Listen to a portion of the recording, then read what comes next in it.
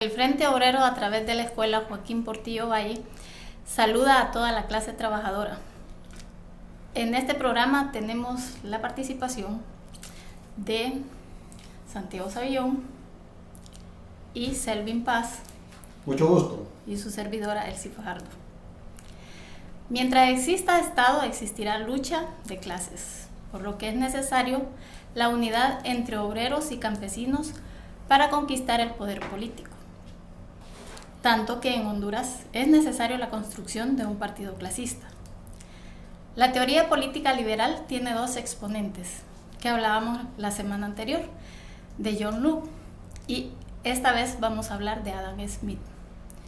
El primero se le considera el padre del liberalismo clásico, y el segundo el padre del liberalismo económico.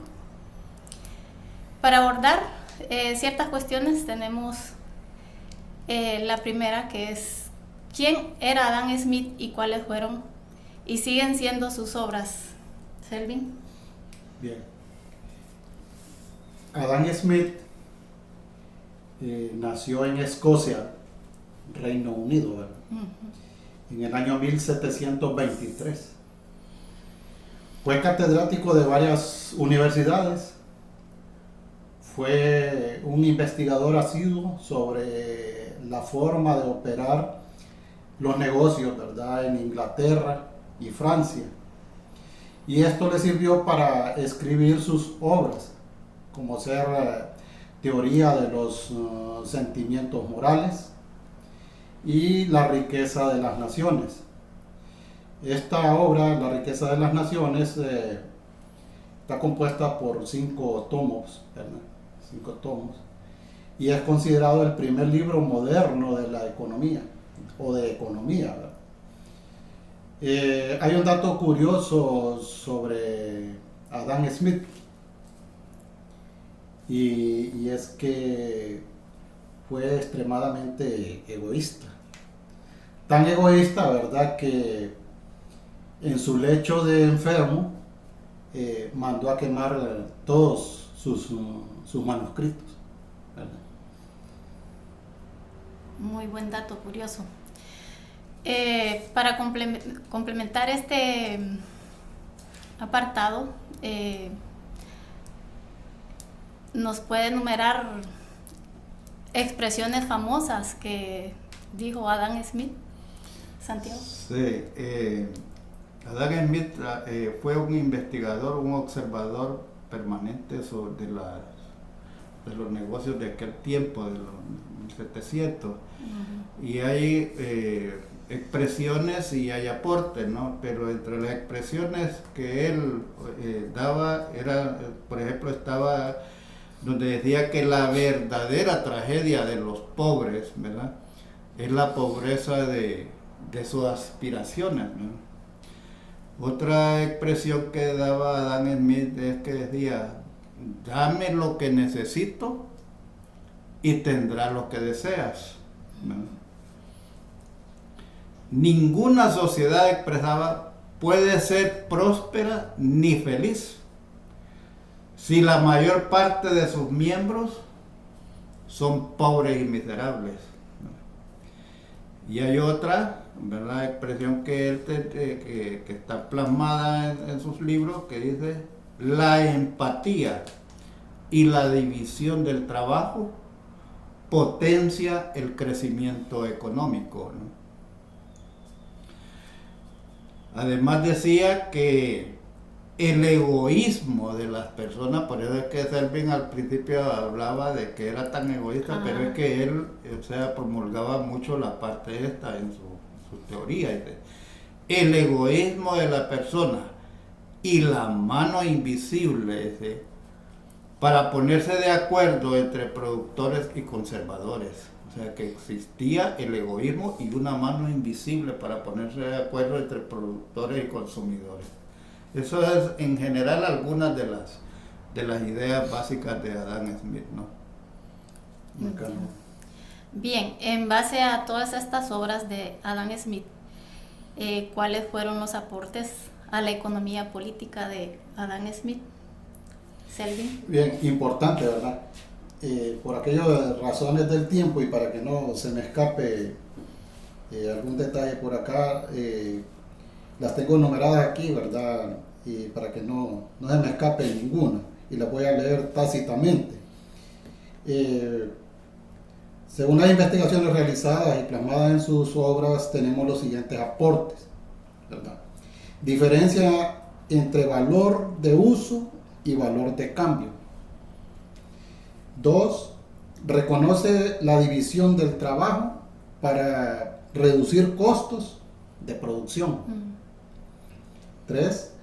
Predijo los conflictos entre los dueños de los medios de producción y los trabajadores mal asalariados, ¿va? Conflictos entre patrono y trabajador hoy en día, ¿va? 4. La acumulación del capital como fuente para el desarrollo económico. 5. La defensa del mercado competitivo como el mecanismo más eficiente de asignación de recursos. 6. Además establecía que la industria y el comercio eran factores esenciales del desarrollo de una nación y que la agricultura no generaba riqueza. Es importante, o sea, esa Sí. parte, esa última, donde para que observen la gente del campo, ¿no? Que todos los partidos políticos, ¿verdad?, que están basados en la teoría política liberal, no invierte en el campo por ese mismo principio que dice Adam Smith, Sí. que el campo no genera riqueza, decía Adam Smith, ¿verdad? Y por lo tanto estos partidos políticos que tienen como base esta teoría no le invierten al campo, no descuidan el campo, ¿verdad? Así es. Sí. Sí. Bien, continuando, dice en uno de sus tomos, el libro La riqueza de las naciones, Adam Smith describe sobre la teoría de la ventaja absoluta. ¿En qué consiste esta teoría? Sí, creo que, si no mal recuerdo, es el tomo 5, ¿verdad? Uh-huh. Donde él le dedica una parte al comercio internacional, ¿no? ¿Verdad? La ventaja absoluta se refiere más que todo a esto, al comercio internacional. Específicamente dice él que los bienes materiales deberán producirse en aquel país y que la mano de obra es más barata. Esto genera, o sea, los bajos costos de producción. Y desde allí, dice Adam Smith, ¿verdad?, exportarse al resto de las naciones. Uh-huh. Además dice que el comercio internacional debe ser libre, no debe de tener trabas, ¿verdad?, porque de esta forma se dinamiza el crecimiento económico. Y es de base a este principio donde nacen los tratados de comercio, el CAFTA, ¿verdad? Sí. Todos esos tratados, entonces en base a este principio de Adam Smith. Uh-huh. Así es. Bien, muy interesante, ¿verdad?, lo que nos plantea Adam Smith en su teoría económica. Para continuar, ¿cuáles son las 3 leyes fundamentales de la economía según Adam Smith? Selvin. Según Adam Smith, existen 3 leyes fundamentales en la economía, ¿verdad? 1, que es la tendencia natural de las personas al lucro, a la ganancia, ¿no? Sí. Segunda es la necesidad de la libre competencia. Y una tercera que es la ley de la oferta y la demanda para fijar los precios, Uh-huh. ¿verdad? Esas son las 3 leyes fundamentales según Adam Smith. Sí. Sí. Y también Adam Smith habló de funciones que debe tener el gobierno del Estado. ¿Cuáles son esas funciones? Sí, se las voy a leer también tácitamente, ¿verdad?